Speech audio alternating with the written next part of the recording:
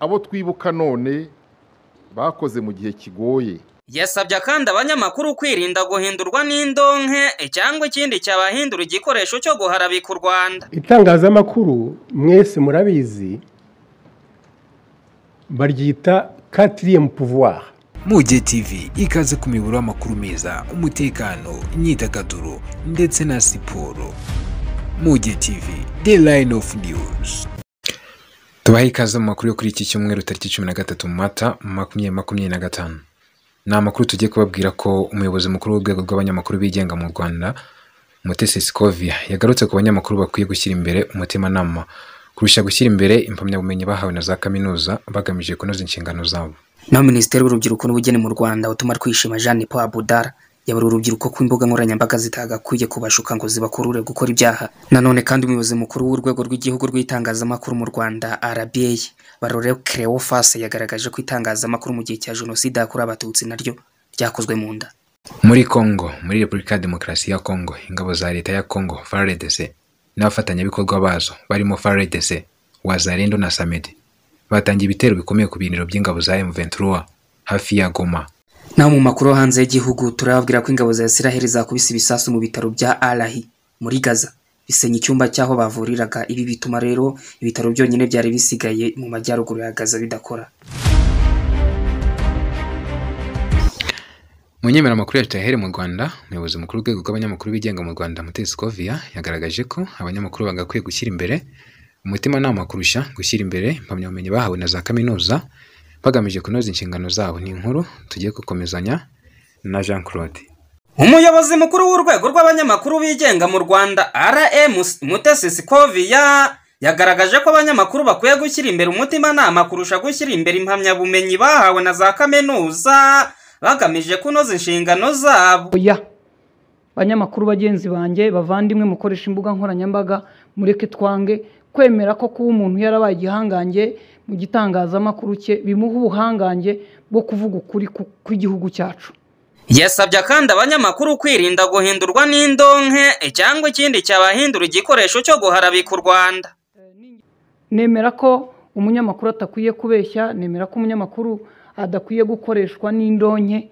Ningera ku ndonke, mu by'ukuri uyu munsi dufite abanyamakuru bagenzi bacu twiganye, twakoranye, twareranywe, twakuranye, indonke zaba birinduye, navuga ngo inda igasumba umurage w'igihugu cyabo, uyu munsi agahagara ku maguru abiri. Nanone kandi umuyobozi w'urwego rw'abanyamakuru mu Rwanda RM Mutesi Scovia yavuze ko abanyamakuru bagira umwanya wo kureba amateka u Rwanda rwanyuzemo kugira ngo bayigireho, ariko rirangurura ikibi. Mureka amajwi yacu rero aganze ikibi, arwanya ingengabitekerezo, gupfobya n'ibindi bikorwa bitandukanye.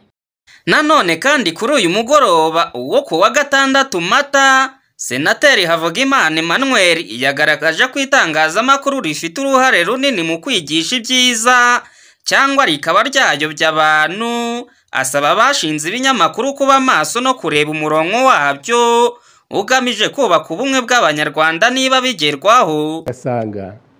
Bagasanga ibinyamakuru bifite uruhare runini mu kwigisha ibyiza cyangwa mu kuyobya abantu. Niyo mpamvu ababishinzwe bagomba kuba maso, bakamenya ikinyamakuru umurongo gifite, aho kiganisha abanyarwanda n'abagisoma muri rusange, niba cyandika mu ndimi z'amahanga, niba ari ibintu byubaka cyangwa niba ari ibintu bisenya. Ibi byabaye kuri uyu mugoroba wo ku wa 6 tariki 12 Mata 2025 ku Kacyiru ku cyicaro gikuru cya RBA. Singura nayo Korode, Muge TV. Naho mu cyumweru cyo kwibuka Jenoside yakorewe Abatutsi, Muhire Jean Brekimas hari inkuru yaduteguriye. Minisitiri w'Ubumwe bw'Abanyarwanda n'Inshingano Mboneragihugu Dr Jean Damascene Bizimana yatangaje ko bibabaje kubona abanyepolitiki bagakwiye kuba bakosora ibyo bakoze aribo bagikomeje kugoreka amategeko. Urubyiruko rwinshi duhura narwo rugugwe no kubona ko ari abanyepolitiki bakigoreka amateka, basubitswe n'urwango kandi aribo bakagombye kuza ku isonga yo gukosora ibyo bangije. Ibi kandi byabaye kuri iki cyumweru ubwo hibukaga ku nshuro ya 31 abanyepolitike bishwe bazira kurwanya umugambi mubisha wa Jenoside yakorewe Abatutsi. Mu kuzirikana ubutwari bw'abaranze hasomwa amazina yabo y'abari mu rwibutso rwa Jenoside rwa Rebero. Naho Minisitiri w'Urubyiruko n'Ubugeni mu Rwanda Utumatwishima Jeanne Paul yabuye urubyiruko ko imbuga nkoranyambaga zitagakwiye kubashuka ngo zibakururire gukora ibyaha, ahubwo ko zagakwiye kubateza imbere ndetse zikanabatunga. Ni inkuru twateguriwe na Jean Claude. Minisitiri w'Urubyiruko n'Ubugeni mu Rwanda Utumatwishima Jeanne Paul yaburiye urubyiruko ko imbuga nkoranyambaga zitagakwiye kubashuka ngo zibakururire gukora ibyaha, ahubwo rwagakwiye kuzikoresha neza ndetse bikabatunga. Rubyiruko bana bacu, bana b'u Rwanda, izi social media ntizibashuke ngo zibakurure gukora ibyaha. Kubaho icyumweru cyo kwibuka Jenoside yakorewe Abatutsi ukumva cyaragutindiye, ukumva ukumbuye gukora ibyaha byo kwishimisha, ni ibyaha bitihanganirwa, nimusigeho. Minisitiri w'Urubyiruko kandi yavuze ko kwibuka Jenoside yakorewe Abatutsi muri Mata 1994 ari inshingano za buri munyarwanda wese, kandi ko ari igikorwa gikora ku marangamutima ku buryo butandukanye, bityo tutagakwiye kugira abo turenganya ko nta gihangano, indirimbo cyangwa imivugo banditse. Kwibuka ni igikorwa dukora twubahiriza amategeko n'amabwiriza y'ubuyobozi bwacu. Ati ntidukwiye gucikamo ibice tubazanya ngo kuki uyu ntacyo yanditse, kuki ataririmbye, kuki se nta gitabo yanditse. Oya rwose, kwibuka ni igikorwa gikora ku marangamutima yacu ku buryo butandukanye. Muri twe harimo abantu bafite ibikomere bitarakira, harimo abafite ubumenyi buke ku mateka, dufite kandi abafite imiryango yakoze Jenoside bakiyumva mu ipfunwe nabo batariyakira, dufite n'indyarya bazi ukuri ku byabaye ariko bakicecekera cyangwa bakigisha uburozi abana babo. Minisitiri w'Urubyiruko kandi yavuze ko hari bamwe mu rubyiruko bagaragara mu bikorwa bindi bitandukanye, ariko twagera mu bihe byo kwibuka Jenoside yakorewe Abatutsi muri Mata 1994 bakaburirwa irengero. Hari abo tubona bashobotse mu minsi yindi, bagera mu gihe cyo kwibuka bagakonja, nitwakabacira urubanza rero, ahubwo tuzabategurira gahunda y'umwihariko yo kubatega amatwi. Yakomeje agira ati cyakora mbijeje kuzabatumira abahanzi, abakinnyi, abanyamakuru, influencers ndetse n'abastari mu bihango byo urungano kugira ngo bafatanye komorana. Ibi Minisitiri w'Urubyiruko Utumatwishima Jeanne Paul yabigarutseho nyuma y'uko urubyiruko rwinshi rwagaragaye rukoresha imbuga nkoranyambaga nabi mu cyumweru cyahariwe kwibuka Jenoside yakorewe Abatutsi muri Mata 1994. Minisitiri w'Urubyiruko kandi yashoje avuga ko Jenoside yakorewe Abatutsi yakozwe izuba riva. Nubwo bwinshi bw'abafite ingengabitekerezo ya Jenoside bakiri benshi, ibyo biterwa no kuba hari benshi bataravugisha ukuri ku byabaye. Yongeye kandi ko urugamba rwo kurwanya ingengabitekerezo ya Jenoside rugikomeje.